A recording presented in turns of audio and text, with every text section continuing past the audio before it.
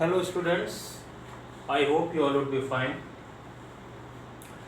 Today we will be starting the remaining parts of the lesson, the last leaf we were studying in the previous video, and we were studying that she was very much disappointed, Johnsy was very much disappointed, and suddenly an idea came in her roommate Sue's mind, and she said that you don't move from here and I'm just coming.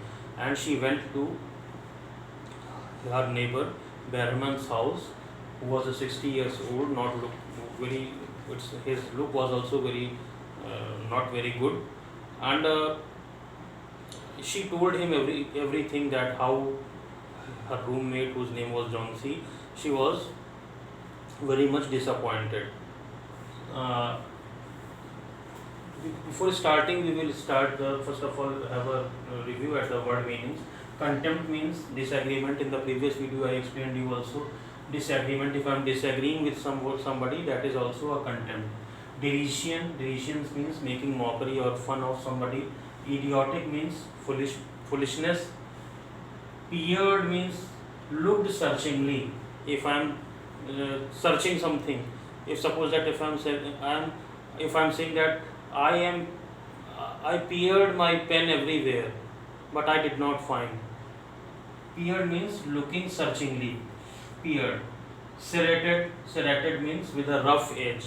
Anything whose edge is whose side is very rough, it has become so rough, that is called serrated. And dissolution means anything which has now coming to its end. In a very short time, that thing will be destroyed. That is called dissolution. Means a thing whose life has become almost complete, it is coming to an end, that is called dissolution. So before this was the quick word meanings, review of the word meanings. From here we will start. When she told everything to his neighbor, whose name was Berman, what he said we will study here. Page number 47 and third last paragraph. Old Berman, with his red eyes plainly streaming, shouted his contempt and derision for such idiotic imaginations. So he also became very much angry when he heard that why Johnsy is thinking in that way, that she will lost her life. She also became angry and she shouted for his contempt. Contempt means disagreement. He was disagreeing with the Johnsy's imagination. And derision means he also made mockery and fun of her imagination. Why she is thinking that I will die, and he made fun of it, of such idiotic imaginations. Idiotic means foolish imaginations. She is very ill and weak. She is very ill and weak, said Sue, and the fever has left her mind morbid and full of strange fancies. Sue is saying that she is very weak, and the fever which has infected her, that has made her mind also full of different types of strange imaginations or fancies. Johnsy was sleeping when they went upstairs. They went upstairs, and they saw that when they reached there, Johnsy was sleeping. She pulled the shade down to the windowsill and motioned Berman into the other room. So she pulled the shade, means the curtain down of the window, and he sent Berman to the other room. In there, they peered out of window fearfully at the ivy vine. So there, in the other room, they saw that peered means I have told you, looking searchingly. They saw in the searching way, they were searching means observing something, that what they were searching about the appearance of the ivy vine, the climbing plant that Johnsy is always used to see these days. Then they looked at each other for a moment without speaking. They were looking at each other. A persistent cold rain was falling, mingled with snow. At that time, a very cold rain was falling, and it was mingled with snow. A snowfall was happening at that time. Berryman, in his old blue shirt, took his seat and as the hermit miner on an upturned kettle for a rock. So he was also providing his services to give pose for making the portrait or drawing. So he sat at a old kettle as a hermit miner, and she was making the drawing of the hermit miner because she had to provide the drawing to her plants also. He sat and she drew the uh, her painting. When she awoke from an hour's sleep the next morning, she found Johnsy with dull, wide, open-eyed, staring at the drawn green shade.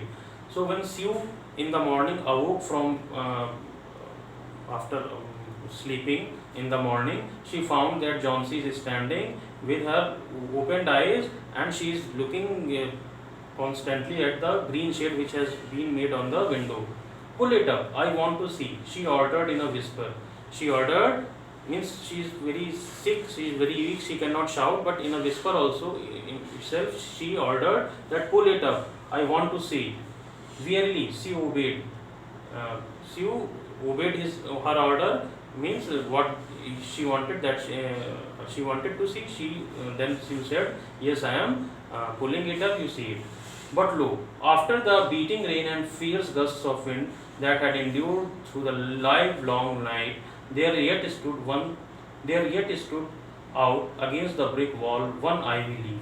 She saw that whole night there was a snowfall, wind, very strong winds, and then also the leaf is there, and it is standing against the brick wall of the climber tree, of the climber plant.